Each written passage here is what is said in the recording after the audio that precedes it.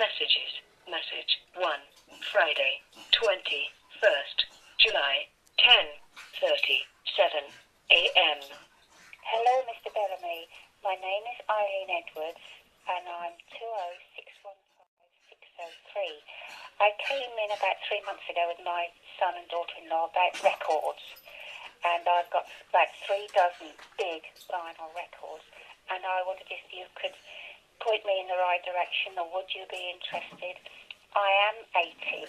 I don't drive, and if you need to see them, I've got to get somebody to come and bring me down to your place at the pump. I'll be glad to hear from you. Thank you very much indeed. Bye-bye. Hi, John again. This is going to be another little vinyl adventure. It's Friday, so it's not really a wet weekend, but it's a wet Friday, put it that way. I got a call, as you may have seen by now, from somebody letting me know that they've got some records available to be taken away. So I'm just going to go along there and see what there are. I mean, the lady's quite elderly, and they may be, you know, typical sort of charity shop fodder, but we'll see when we get there. Okay, see you there.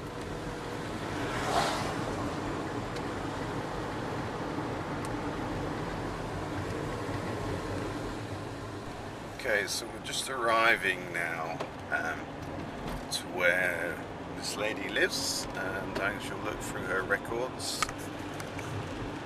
See you in the car afterwards.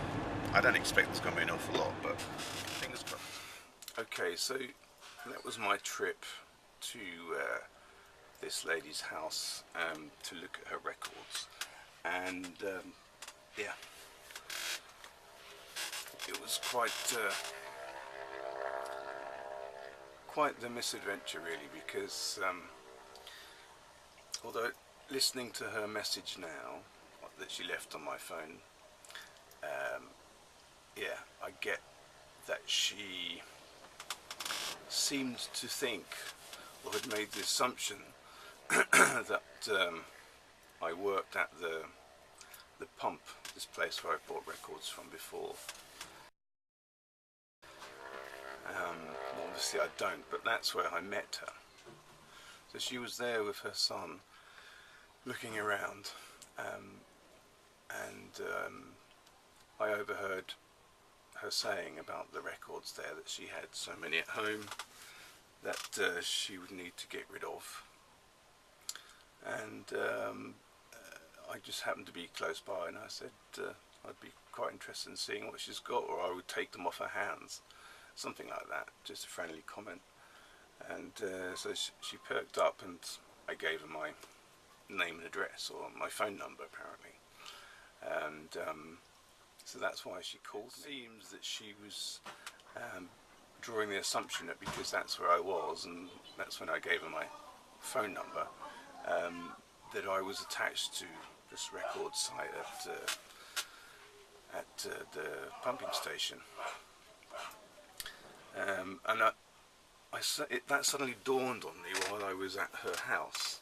Aha, she thinks that I'm going to take these records, and they're sort of like a commodity to me because she thinks I'm going to send them on, or sell them on. And then she brought them out, and yeah, I mean, she handled them very carefully, like they were something special, but really it's just a whole bunch of, you know, what you'd expect to find in any given charity shop. It's a complete cliche. Like here we got was that Dean Martin, Roger Whittaker. You can find these in any shop. Perry Como. It's all that type of stuff. Bing Crosby, Crystal Gale. Nothing that I'm going to keep. Val Doonican, you know, complete and utter charity shop fodder. There are only 2 things in here that I might consider hanging on to, as this one's Christmas with Nat King Cole. Might be nice to put that out at Christmas time. And then there was a reasonably good copy of Out of the Blue by Electric Light Orchestra.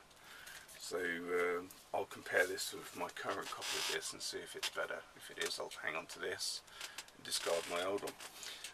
But apart from that, no, there's absolutely nothing here that I'm ever going to be interested in. So when I was looking through that, I thought, well, at the very least, this woman wants to get rid of them. At the very least, I can take them from her and drop them off at a charity shop on my way home. So after looking through these, we had a little chat. She made me a cup of tea, and we sat and spoke about, I don't know, the weather, price of bananas, that type of thing. And I had a look at her Bang & Olufsen record player that she had all the there. plugs and everything in there, so they're not scratching anything. What's this? Bang & Olufsen. What's the name of that?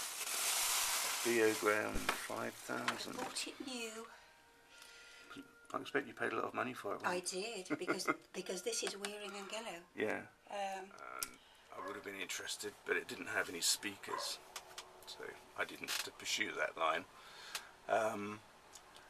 And then when it was time for me to go, I stood up and thanked her for the tea and said, I'll take these records with me.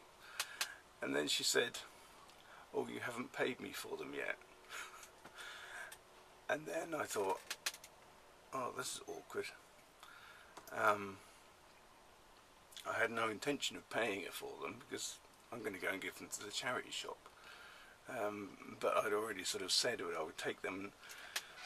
Kind of an awkward situation. What do you do? You know, difference of understandings of an arrangement. And I thought, oh, okay. And all I had in my wallet, the only thing I had in my wallet was a £10 note. And I just thought to myself, well, what should I say now?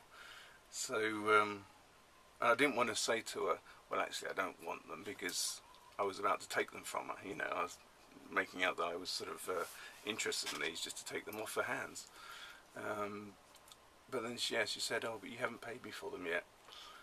So I took out my wallet, said, well, I've only got a £10 note, and she took it from me and said, oh, that'd be fine. I think she thought I was going to take them back to my supposed sort of record stall at the pumping station and sell them for a fortune. There you go. That's the way it goes sometimes. I could have said to her, no thanks, you know, you hang on to them, or I could have said, oh no, there's a misunderstanding. I could have even said to her, actually, no, I don't work at the pumping station. I'm not going to sell these. I wouldn't have done that because it would have been perhaps a little bit uncomfortable. Then she would have thought, well, who is this strange man in my house if you're not who I thought you are? I didn't want to be unkind to her because she kind of made me a cup of tea, and she was actually a very friendly, nice lady. The only thing I felt comfortable doing is just giving her the money that I had and walking away and saying goodbye with her records. So, well, that was my vinyl misadventure. It can go like that sometimes, can't it? Well, at least it did for me this time. Alright everybody, thanks for watching this little video, and check out my next video. Okay, bye.